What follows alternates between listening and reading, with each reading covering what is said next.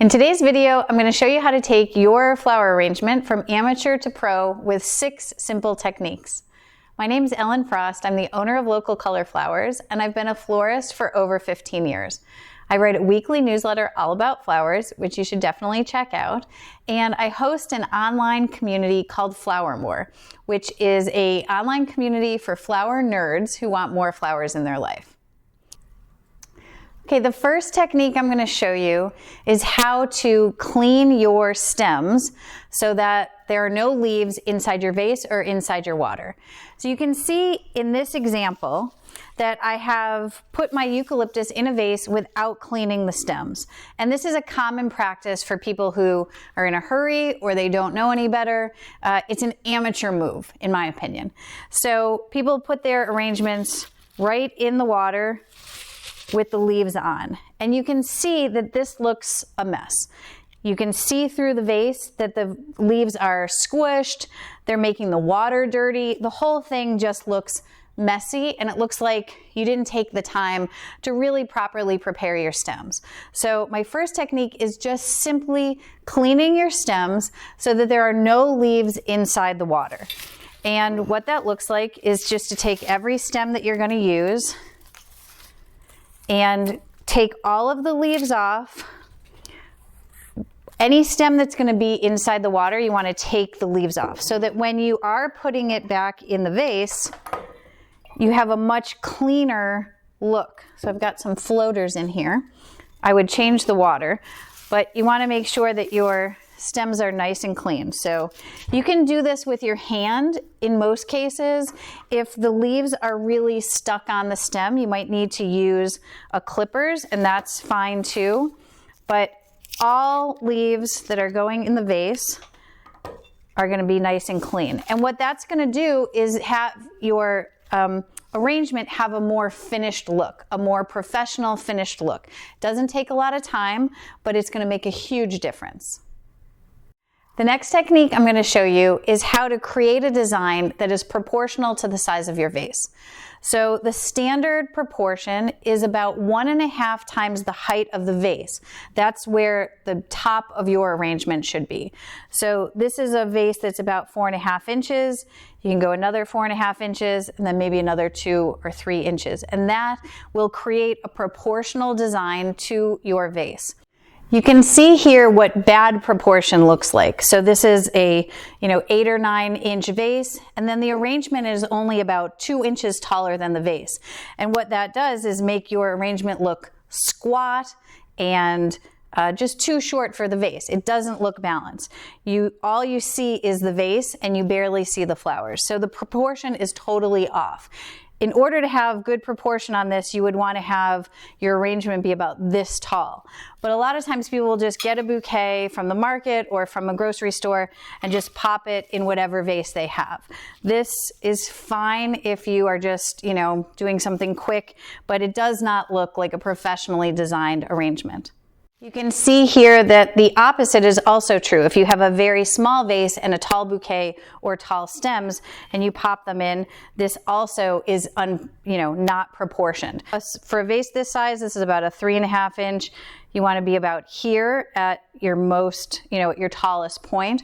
So these are much too tall. So getting the proportion right, designing your flowers so that they're in proportion with the vase is going to provide a balanced and really professional looking design. The next technique that's going to create a really pro style design is varying the heights of your flowers and your foliage and all of your design elements in your vase.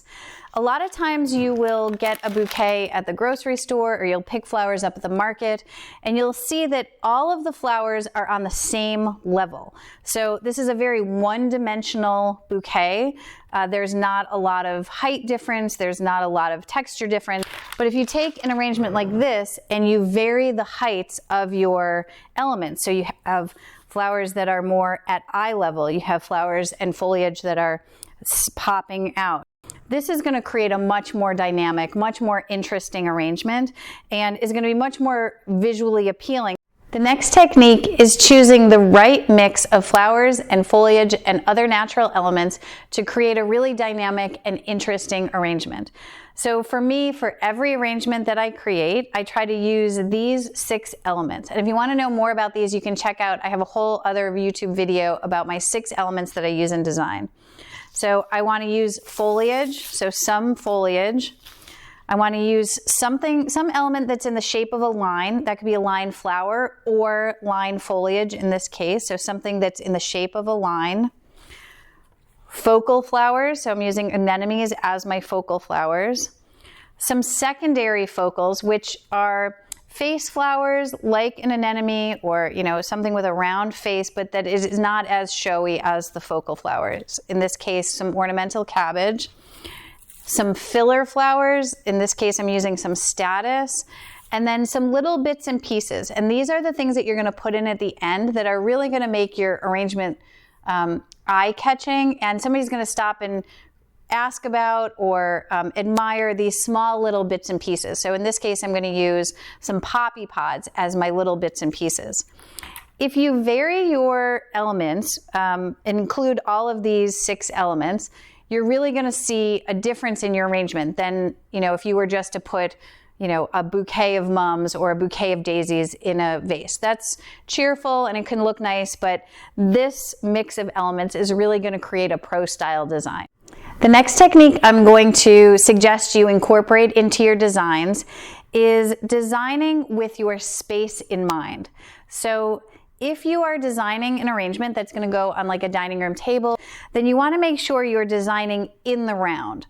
A lot of times when we're designing, we can get really obsessed with one side, and that side looks great, but then the back or the other sides don't look as designed or as like you didn't put as much care or time into that. Now, of course, if you are designing for an arrangement that's going to go on a sideboard or with a wall up against it, then a front-facing arrangement is great. But what you don't want to do is do a front-facing arrangement that's going to sit where people can see all sides and feel like the back has been forgotten.